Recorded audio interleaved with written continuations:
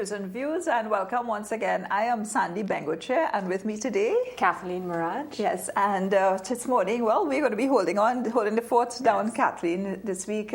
And we're going to be chatting a lot about what's happening in the Catholic community, both locally and abroad. We use the Catholic news as our back to base, But it's so much has happened in the last week. So much good and so much not so good as well. So we're going to be chatting, and we'd love to hear from you. It's always such a pleasure for us to hear from our viewers outside. If you would call in, tell us what your Easter was like. So much has happened during this week. We've lost our dear Mother Angelica, who, of course, was the founder of EWTN, where we used to get a feed from before we got our own. So, it's so much has happened this week. So, we look at the Catholic news, and we open up the lines halfway through. So at 10:30, please call us. We'd love to hear what's happening in your parish, what your Easter was like. This is News and Views, not our views, your views, the views of the Catholic community outside there as well. So, starting with the Catholic news, and we see Divine Mercy art. Yeah, this is a piece by artist Michiel van Oot, and it was part of his Holy Week art exhibition. And it's very timely because, as you know, we celebrate Divine Mercy Sunday, this coming Sunday. And it's a beautiful, bright piece of art.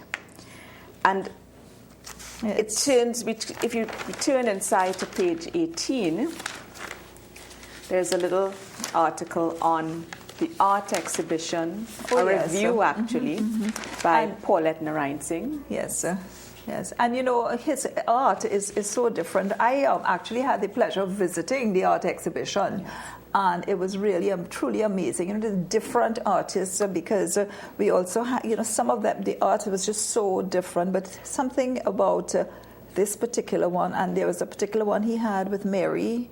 I think that's the one that he wants to donate to. This artist wants to donate to the cathedral as well.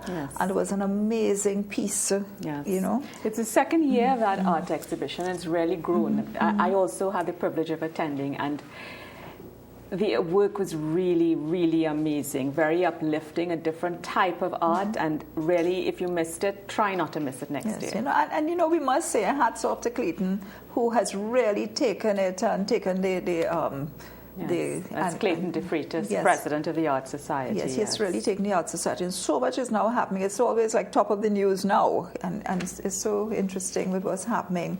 Well, of course, we have the Archbishop's appeal to RC teachers, to the Roman Catholic teachers, to pass on the faith, and that's the front page of the Catholic news this week. And I read through this article, Kathleen, and it's so much of what he's saying is so true. You go to and it's the one thing that differentiates us as a Catholic school, really. A lot of times people say they want their children to go to a Catholic school and so, and really the reason for so many is, yes, we want a good education, but we also want a good Catholic foundation. Yes, that's true. So essentially what His Grace is asking is for teachers to animate the faith. Whether they're teaching math, English, French, Spanish, to infuse those subjects with the faith. In other words, to share, to live their faith and to share it with the young people, because that's the only way that we're going to pass it on, And it requires, some passion, that the teachers become passionate about teaching. And yes, you have to do the English and the maths and the everything else, but if you infuse it with the passion of teaching and really understand, he says at the start of his homily, he stressed the importance of Catholic education, saying although academic subjects are important, Catholic education has to lead people to recognize Jesus. Yes. And he said there were many voices in society who would tell teachers not to listen to the priest, seek money, enjoy life, but the Catholic teacher was not called to be part of the rat race. And it's really a vocation. It's a vocation, indeed. Recognizing that these children's lives are in your hand, and the development. And he went on to speak about something which was very interesting, because he said, a lot of times he would go to do masses at the schools, and the teachers wouldn't be nowhere to be found. Yes, And it was like, this is my free period now. Go to Mass, and this is now my free period. Yes. And the children, of course, they want you to lead by example. If the teachers are ducking Mass, what would prevent me from doing the same thing? Yeah, well, he impressed upon them the need to use each subject taught to impart the faith. So he says every teacher is called to take the subject you are teaching and infuse it with Catholic doctrine. But he was very real, so he went on to say, "You think you can do that?" he asked the teachers present, to which they responded, "Yes." And then he got some chuckles when he asked, "You know the Catholic doctrine?" So he's aware, I think, of the challenge that is facing the education sector. And I think in here is a call to teachers to become knowledgeable about the doctrine, to really know and practice and live and share that faith and teach that faith throughout the curriculum, So I think it's a wonderful... And it's a very, very interesting question he would ask. Do you know the doctrine? Yes. And do you take the time, really? Because you take on this job of teaching young people, and there's no foundation really that you have come with to go ahead and Yes. do something like that. Yes, and unfortunately, sometimes we pass along incorrect, doctrine. I think he's recommended here that principals have 1 or 2 books on the catechism in the school libraries for reference. But I mean, with technology, all of this is available easily online, so there's abundant opportunity. Yes, and besides incorrect doctrine, I think the bigger tragedy is lukewarm, that kind of lukewarmness and that kind of indifference to religion that you find in so many of the Catholic secondary schools as well. That kind of real indifference to religion, and you don't recognize the passion, you don't recognize the enthusiasm, and so within the subjects, you teach math, you teach literature, you're teaching science, and there's so much opportunity in these subjects to really say the teachings and the beliefs. Yes. Well, let's thank God for those teachers, those Catholic teachers who are really committed, and who do share their faith and practice and live it and pass it on. There are many of that. Well, this week we had a terrible. I shouldn't say terrible. Terrible is probably the wrong word, but Mother Angelica left us this week, and we could probably take a little look at the nun who revolutionized the media landscape in Catholicism. So we're going to be looking at that in a short while, and then I know following that and later on in the program, so you can stay with us and call up people as well, because I know there's a tribute by Rhonda Mengo, who's the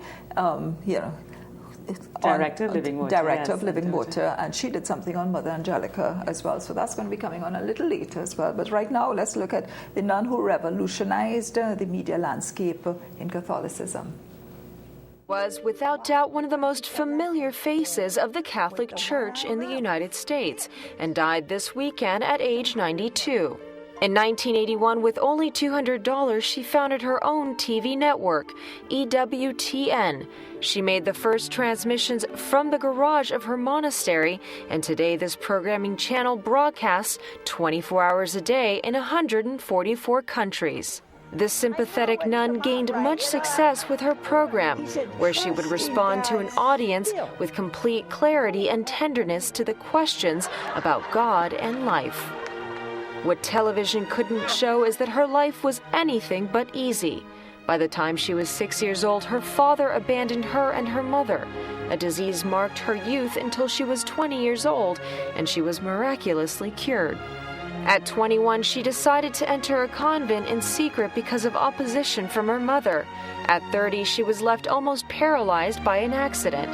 She managed to fund a monastery with the money she got from selling handmade hooks. Despite all of her success, something that stuck with most people that knew her was her devoted life of prayer. In fact, she participated in Eucharistic adoration several hours a day. With her sense of goodness and fresh outlook, she led Catholic television where it had not been before, on the televisions of millions around the world.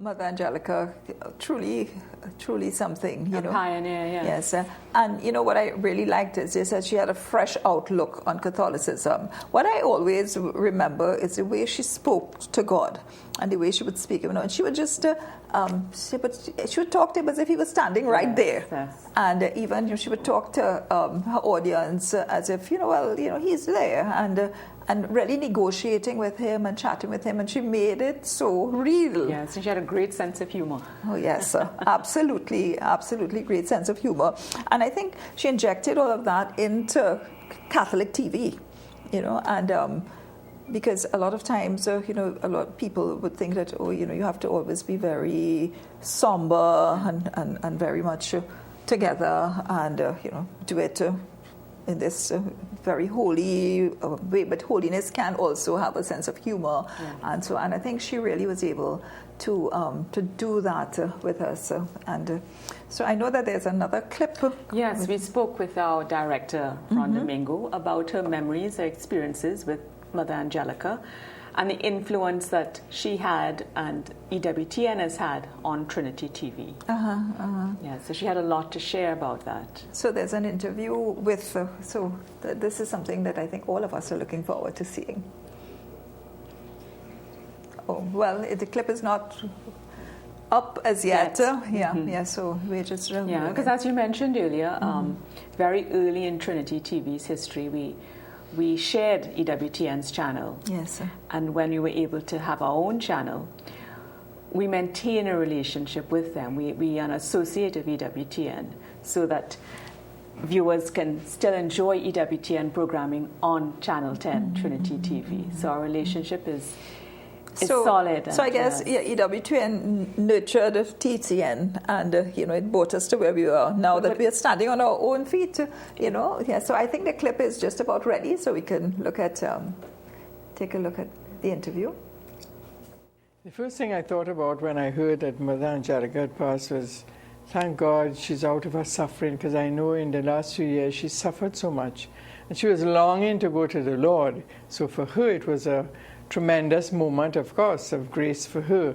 So I thank God for that, and thank God for the gift that Mother Angelica was to me, to our community, to EWTN, to the whole world. What a tremendous woman of faith, tremendous woman of God. When I first met the Lord 41 years ago, I think one of the first people I came in touch with for some strange reason was Mother Angelica. At that time, there was no EWTN. She had this little printing press that used to preach and give teachings and put them on little leaflets and send them out. And I got in touch with a couple of them. Someone sent them to me. And also a couple of cassettes. In those days, we had cassettes, no CDs. And her teachings were on cassette.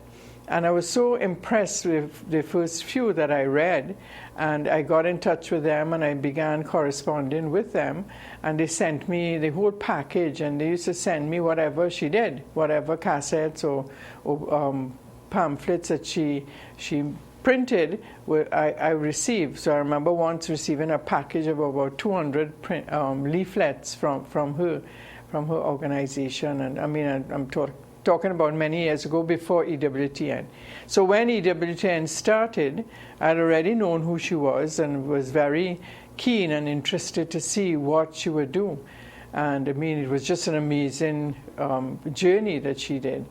Later on, when I visited there and I met her, and then I read one of her biographies, and it was really, really touched me a lot, especially the craziness she did, and because, everybody thinks I'm crazy right here, and they think I do crazy things. So I identified a lot with her life and how she responded to God. I identified a lot with that. And in my spirit, I've been very close to her.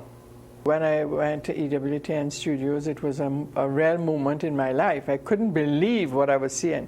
And one of the people that I met there was a person from CNN, and they had come with a little team to see EWTN's new programming equipment.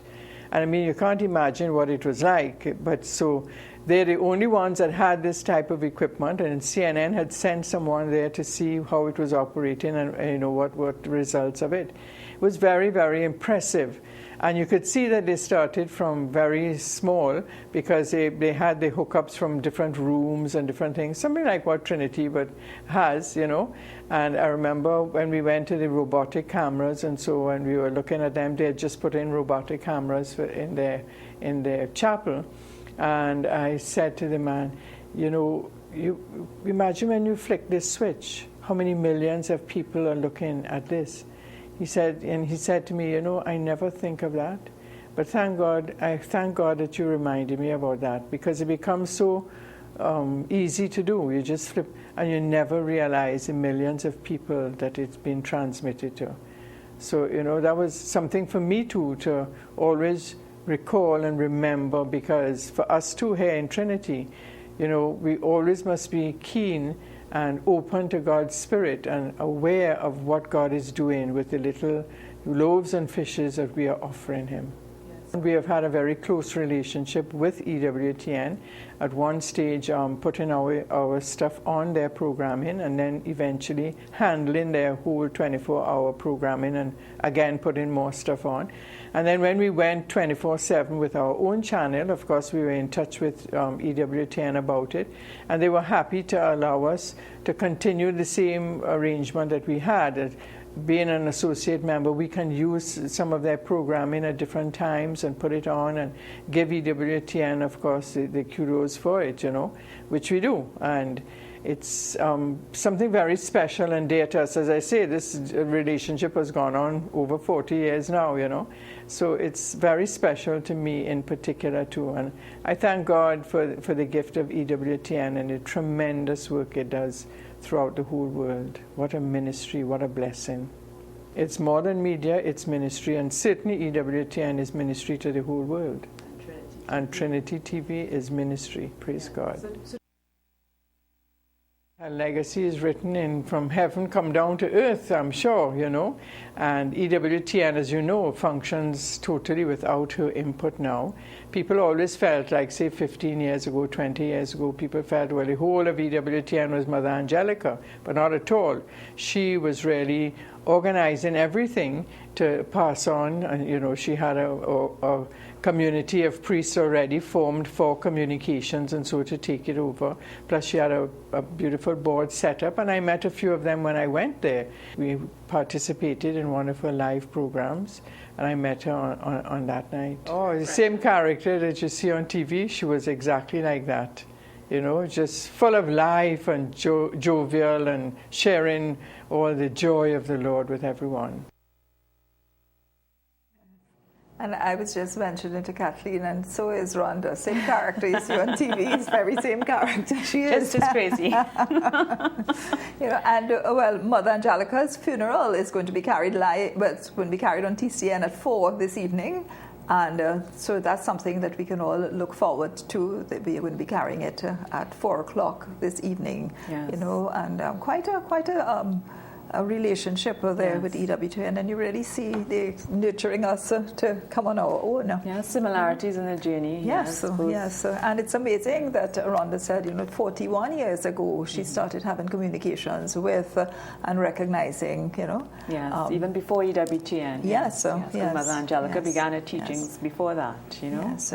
Yes, an amazing story. It is an amazing story. So perhaps you could take a look at the editorial in this week's Catholic News.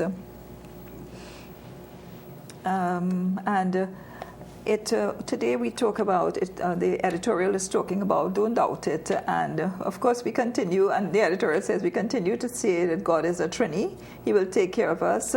We will get through, don't mind how things looking bad, and all the Trinity slangs that we use to get through and to take us over. And as the Catholic News says, well-developed escapism that we have developed, and not looking at what is really happening in our society.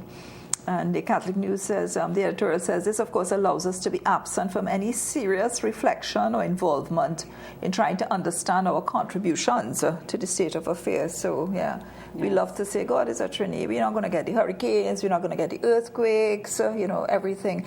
And now that our country has so much crime, I don't know where that fits in. Yes. Yeah, this made me think of a meeting that we recently had as a community to confront violence. Mm-hmm. And the point being made that each of us has a role to play. And it starts with us in terms of violence, recognizing that we are violent in ways that we don't even know, in our conversations, in our homes, etc. And it really called us to recognize this and take responsibility and do something about it. And essentially, this is part of the call of this editorial, because the escapism, as it says, makes us complicit in the disorder which we lament, because we abdicate our duties as parents and members of a community for the care of younger persons. We label them as criminal when sometimes they are merely different from us in their worldview and priorities. The hard work of compassion and communication does not attract us.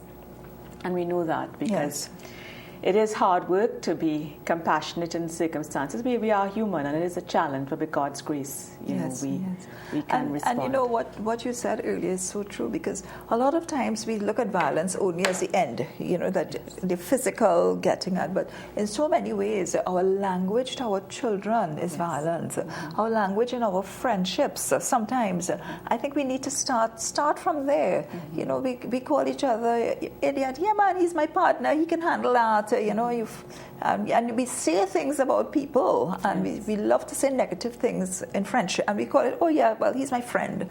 We call it fatigue, heckling in Trinidad, and so. Yeah. But what kind of emotions is it stirring up in the other person? Is it life-giving emotions and little things like that? And the Catholic News, the editorial goes on to say, even if we make an initial attempt at communication, when the millennials among us ask for the message to be decoded in a way that their training and life experience can make sense of it, we often withdraw offended. I think that is so profound. Yes, it is. It's not that the message is changing, but we do need to find ways of communicating it that make sense to people, younger people especially now these days, And not throw the books at them, well, this is the way it is, and and look at their reality. Yes. And as you said, our younger people now, their reality is so different from ours.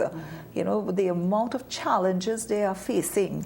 It's simple things like they can't go out in their backyard and play like we used to. Simple little things, the dangers, the challenges, and so it's so much different. Yes. And then it goes on to say, Jesus, the Master of Mercy, does it differently. He meets Thomas where he's at. You want empirical proof? I will give it to you. And without condescension or recrimination, he guides the hand of a questioned Thomas into the heart of the matter until he can come to an encounter with the Spirit. He recognizes God in the open heart and torn ribs. And it reminds me of a very popular meme around, you want truth, you can't handle the truth, And it is such a reality, really.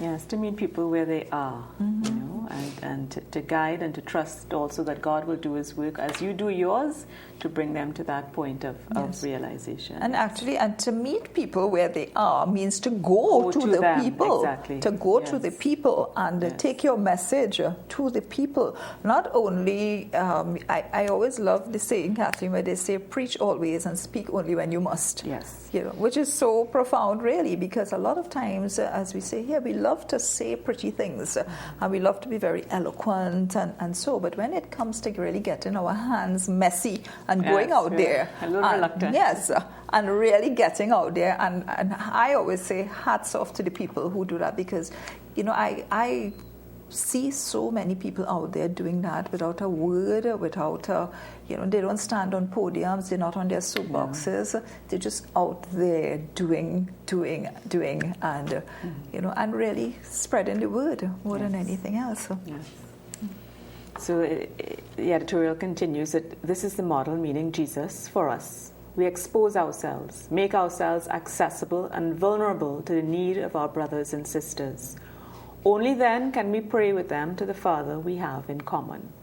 We cannot pray from a position of superiority, withdrawn from the muck and blood of human existence.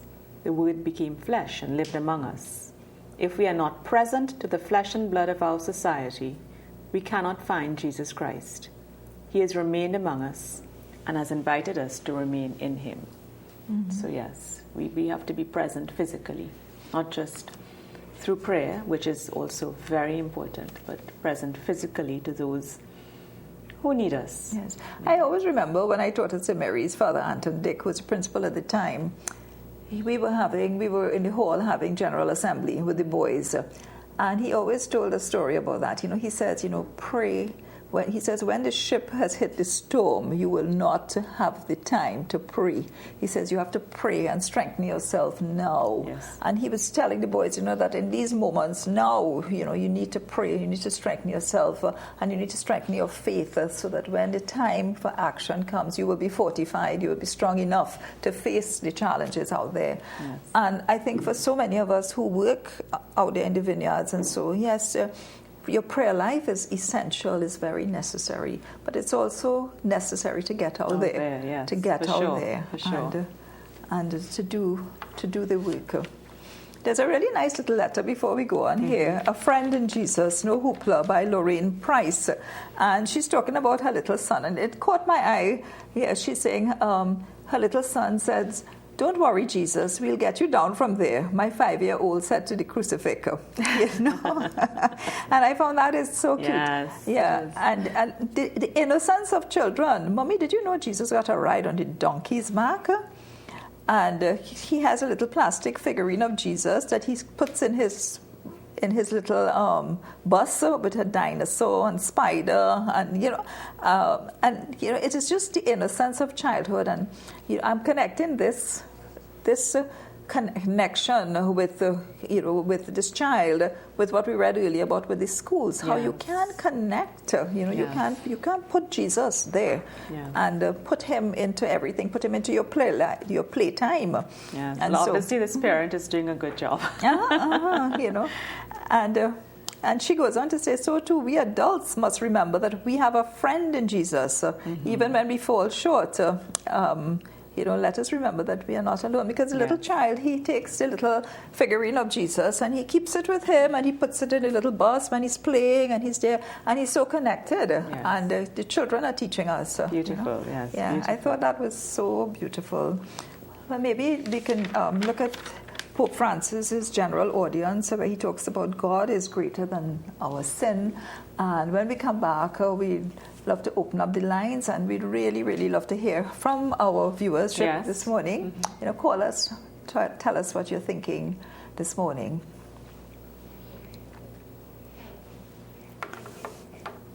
So, they're putting up the video, so it's always so lovely when our audience calls. I mean, Mother Angelica has been such a big part of Catholic TV, and to hear, I'd love to really hear from our audience, what changes, because I remember when we got our channel, when EWTN came on, and it was such a big thing. It's a big thing even now in my parents' home. She goes to EWTN every morning. Every morning she turns on the TV and she goes to EWTN. And she was definitely the face of Catholic TV. Yes, definitely. So we'd love to hear from you. Give us a call. We'd love to hear from you. So I think that we can look now at Pope Francis's general audience. Pope Francis concluded his catechesis on mercy in the Old Testament during a busy general audience. Despite the heavy security, the influx of pilgrims was great, and the atmosphere during the general audience kept a particularly festive tone. Pope Francis reflected on one of the most famous psalms, the Miserere, a psalm dedicated to repentance. Forgiveness, said the Pope, is the real need of man, and the only one who can forgive their sin, however great it is God. Qualunque cosa possiamo riproverarci, Lui è ancora e sempre più grande di tutto, perché Dio è più grande del nostro peccato. The Pope said that God's forgiveness is real. It is a forgiveness that completely eliminates the traces of sin, because reconciliation is plentiful. God is not spiteful. Non nasconde il peccato, ma lo distrugge, lo cancella, ma lo cancella proprio dalla radice, no come fanno in tintoria quando portiamo un abito e cancellano la macchia. No, Dio cancella il nostro peccato proprio dalla radice, tutto. The Pope concluded by saying that the forgiven sinner has an important mission: to help others to sin no more, because all are in need of God's mercy.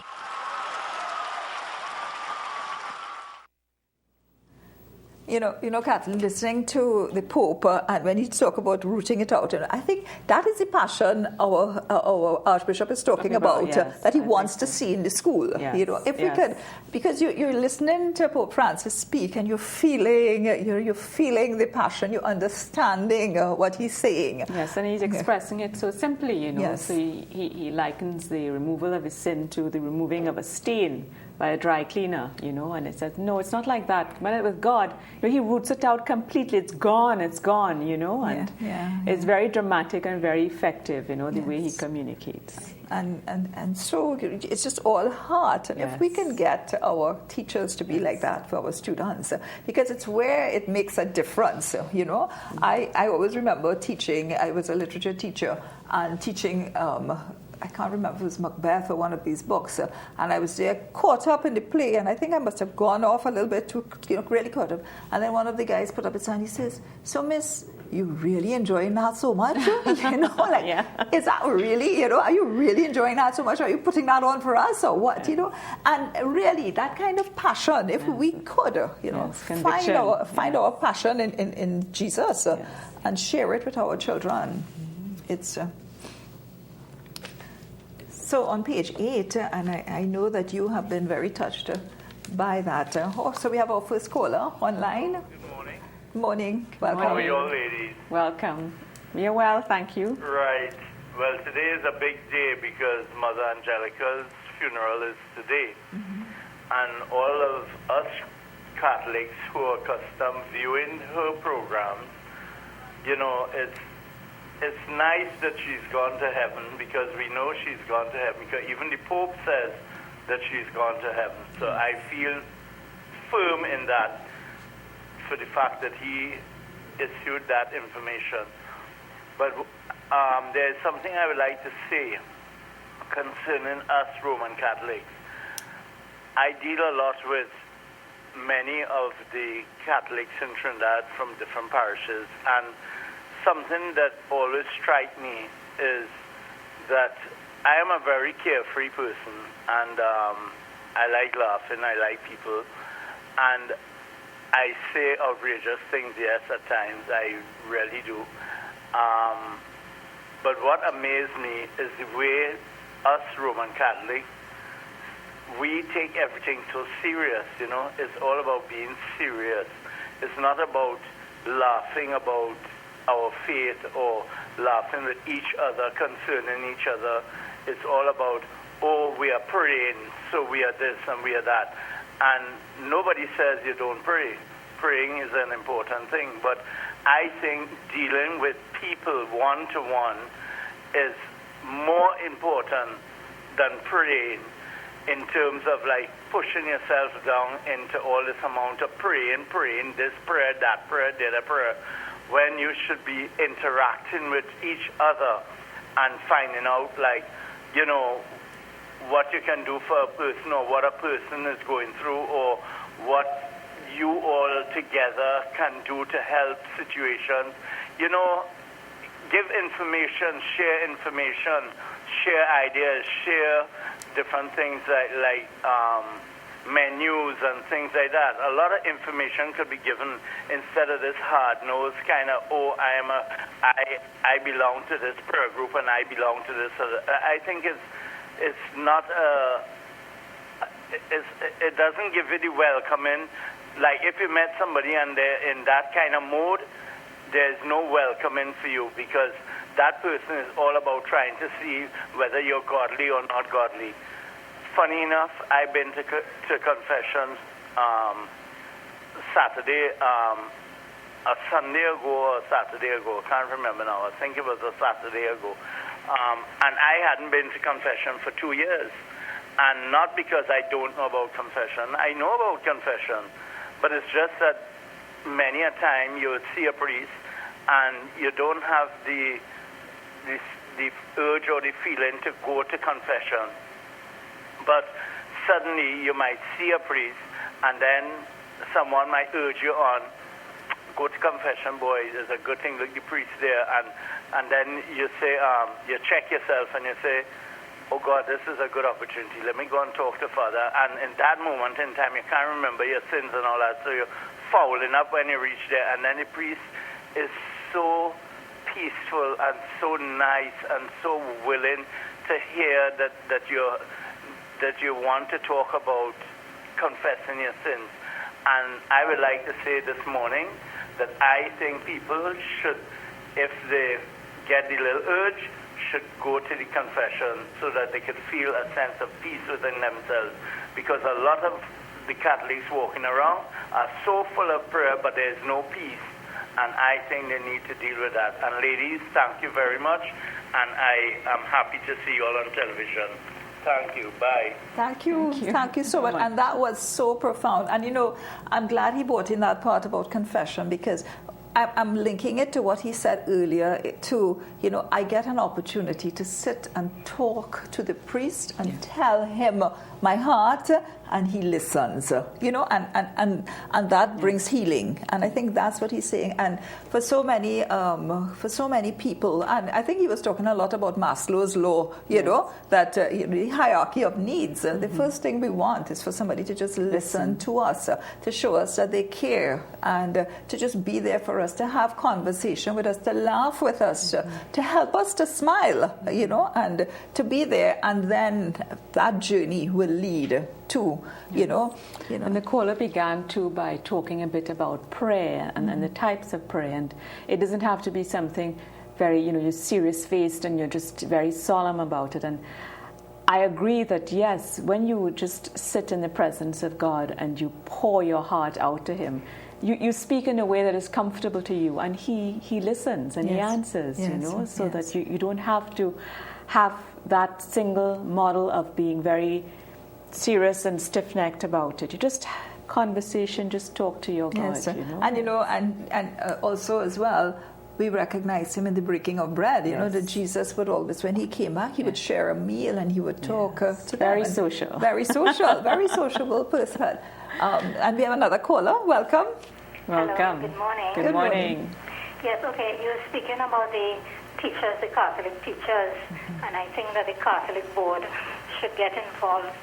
There are a lot of teachers, Catholic teachers, who teach in our Catholic schools who are no longer practicing Catholicism, and they do not pass it on to the children. All right? So I think that I do not know what the board can do about it, but I think that, you know, we have to start that way. They do not, some Catholic teachers refuse to let the children even make the sign of the cross. So I think we have to deal with that situation. And I unfortunately agree with that caller, you know. Unfortunately, you do have to agree with what she said, having experienced it firsthand myself. But, you know, I think as well, within the structure of the school, as in any organization, if it is built in within the structure of the school and the structure of how things are done in the school, then, you know, because I see it, and I always love to use St. Xavier's as a little example, because I see this little microcosm of you know, what a Catholic school should be there with them, and it is absolutely built into how the school day is run and what has to be done, and you know, and maybe it's primary school, so they're younger, and so. But if our secondary schools could adopt the same thing, they adopt so many other things. You know, if they can adopt the same methodology and have it happen. With the, I mean, it sounds like an easy solution, but I know it's not. Yes, so I'm sure that there is a rule for the Catholic Education Board of Management, as there may be also for the school managers.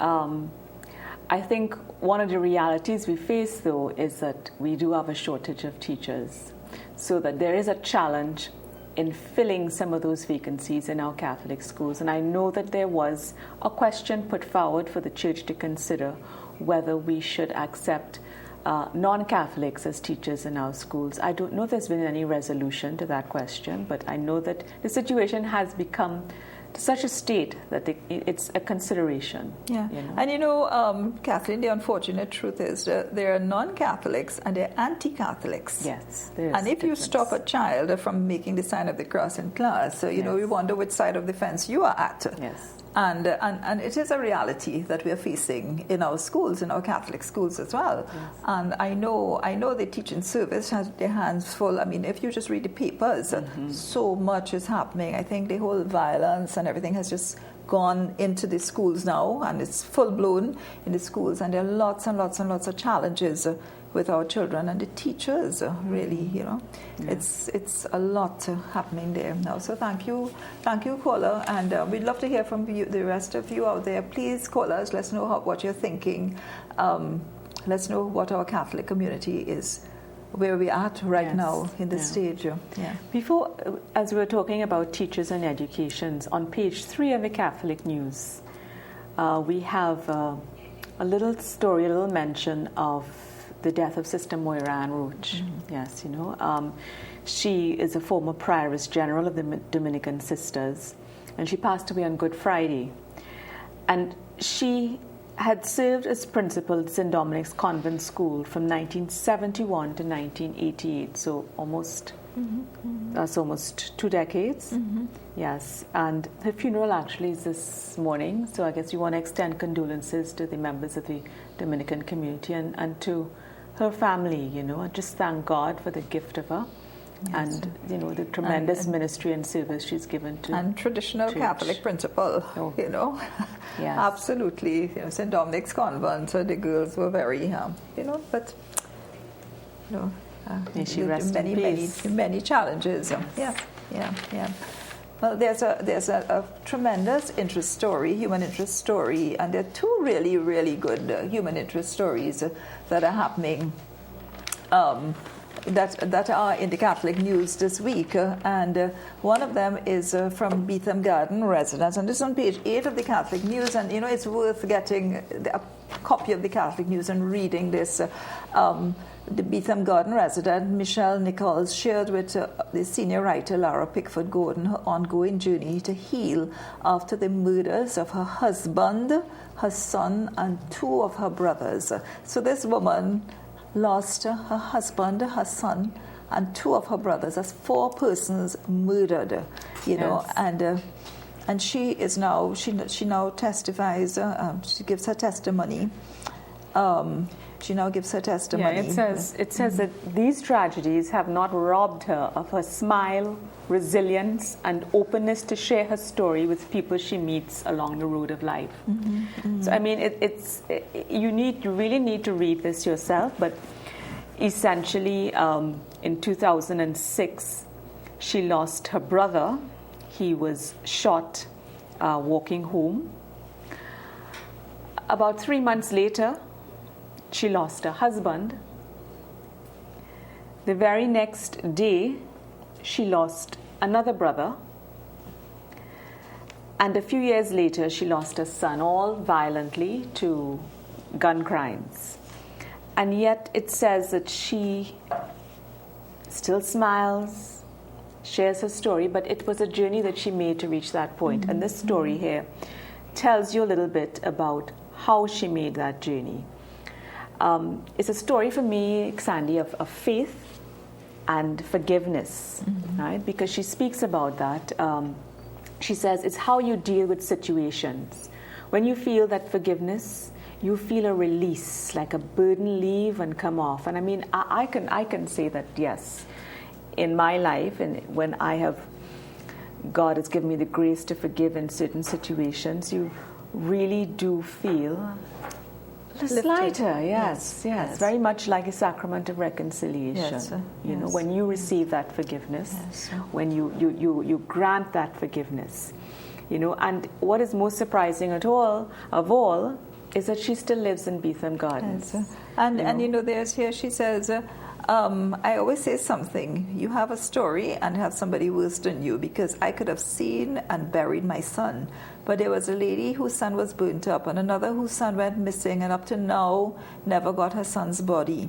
You know, and you know, it's just her giving hope, you know, and she's saying, Lord, you know, thank you that I, you know, at least I could live. And reading stories like this really empower us and strengthens our faith. You know, like, Lord, you know, what I am bearing now, you know, I think it's the end of the world. I think you've been so unfair to me, but look at what other people are going through in life. It's a real story of faith, I said, and the power of forgiveness, you know.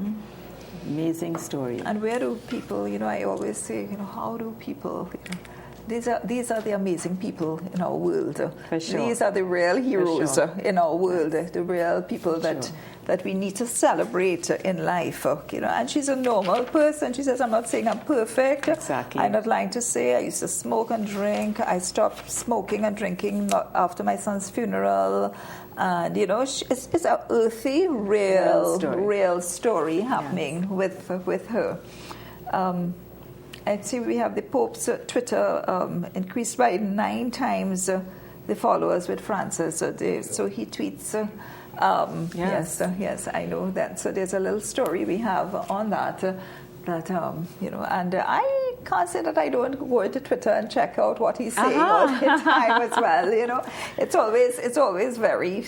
What I like about Pope Francis is his simplicity. The simplicity in his message always. You know, there's always a very simple, easy message on Twitter. And sometimes, you know, you just I'm flicking through my phone. I always say, let me see what Pontifex has to say. You know, so let's listen to that. Francis has increased his Twitter followers 9-fold on the @Pontifex account during his 3 years of pontificate.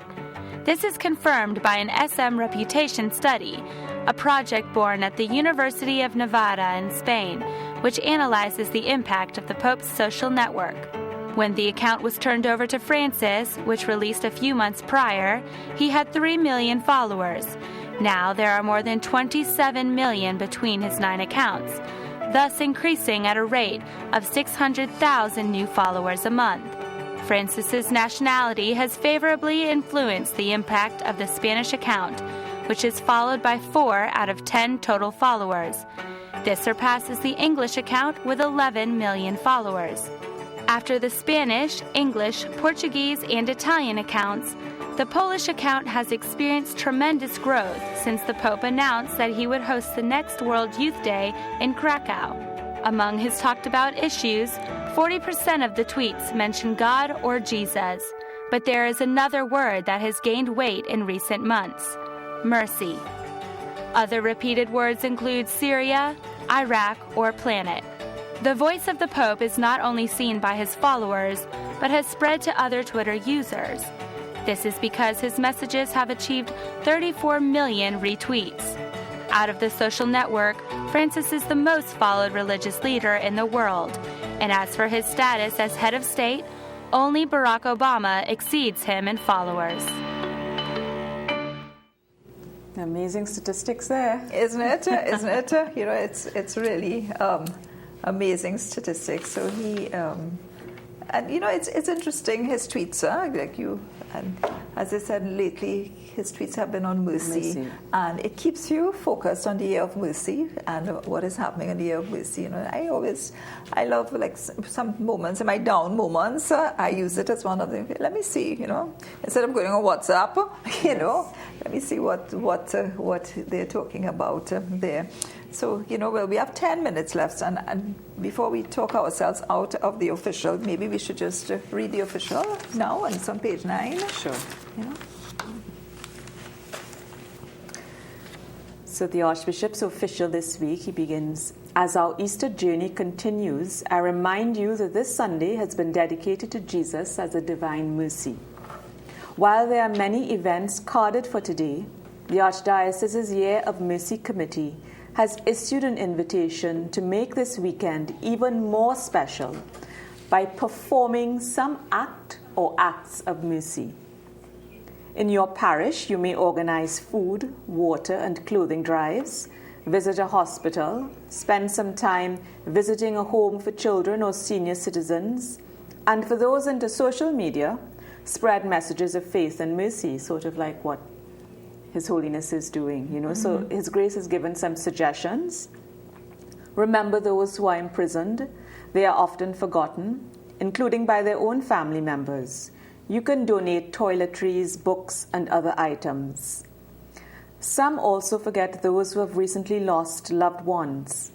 This Divine Mercy Weekend is as good a time as any to pay them a visit. I urge you to make this Divine Mercy Sunday extra special in this Jubilee year of mercy. So His Grace is asking us not just to attend the many events, and there are many events happening this weekend, but also to engage in some act or acts of mercy. And he gives us some concrete examples, which you will find on page 9 of the Catholic News. And then he goes on to thank his brother clergy, all who gave generously to the annual collection at last weekend's Easter Triduum Masses and services. As you know, the collection on that weekend goes to the upkeep of our clergy. And he ends by noting that the Archdiocese will host the annual plenary meeting of the Antilles Episcopal Conference. Bishops from across the English, Dutch, and French-speaking Caribbean will be here for the meeting. I invite you to attend the opening Mass next Sunday at our Cathedral of the Immaculate Conception, which begins at 4 p.m. So that's something to look forward to in the coming week, the annual plenary meeting of the Bishops of the Caribbean. And for the first time, I think, I could be mistaken, of course, we are invited to attend that opening Mass at the Cathedral at 4, and I think there is an ad in here. On page 17 of the Catholic News, there is an advertisement inviting the members, the people to attend, and it says each parish is encouraged to send at least 5 persons to this Mass. Yes, but Come and meet your bishops. I as well. I haven't seen this before, so it is something quite new. And, I like our Archbishop saying that for Divine Mercy Sunday, do something. And again, it follows, our caller earlier today was saying the same thing. Yes, we are doing the Divine Mercy, but, do something as well. And I know we have a little documentary that tells the story of the Divine Mercy image. So maybe we can take a look at that as we celebrate Divine Mercy this upcoming Sunday. This painting was abandoned, it was stolen and smuggled, it was rolled up and put into storage and left for many years. Basically, it was forgotten. This is the original image of the Divine Mercy, the same one that painter Eugenia Skoudy-Murawski painted in 1934, at the behest of Sister Faustina and her confessor, Father Michael Sopocto. They tried to replicate the image of Jesus as he appeared to Sister Faustina. Now, a documentary traces the history of this painting that spent decades hidden during the Soviet occupation in Vilnius, the capital of Lithuania. 2 nuns risked their lives to hide the painting and ensure its safety. Apie Vilniaus paveikslą tuo metu niekas nežino, jisai už Tarybų Sąjungos sienų tvirtai užrakintas, niekas apie jį nieko nežino, jis niekam nereikalingas. Finally, in 2005, the image found its home in the Basilica of Vilnius. That was St. Faustina's wish, who by then had already been canonized by John Paul II. This summer, St. Faustina will be the patron of the World Youth Day in Kharkov. During this meeting, young people are expected to propose devotion to the Divine Mercy image. What better time for the story to finally be told of the original image of Divine Mercy than the Holy Year of Mercy? The writers have launched a website for those who want to project the film at their school or parish. The documentary has been filmed in the United States and Europe, with interviews from the Archbishops of Vienna, Kharkov, Vilnius, and Minsk, the president of the Pontifical Council for New Evangelization, Rino Fisichella, and through archival footage, even Pope Francis makes an appearance in the documentary. There we are. Yeah, that's certainly a documentary to see. I hope Trinity will be able to to air that at some point. I'm sure they will, and I'm sure many of us can find it online as well. You know, if you can go online and find that documentary, because you know, the Divine Mercy. It has really taken for years in Trinidad. Our Catholic community in Trinidad has really been very devoted to the Divine Mercy image, and now this year of the Divine Mercy Sunday, yes, I know will be taken on special significance. Yes, exactly. Yes. And you know, for those of us out there, go out and do something. You know, show mercy somewhere.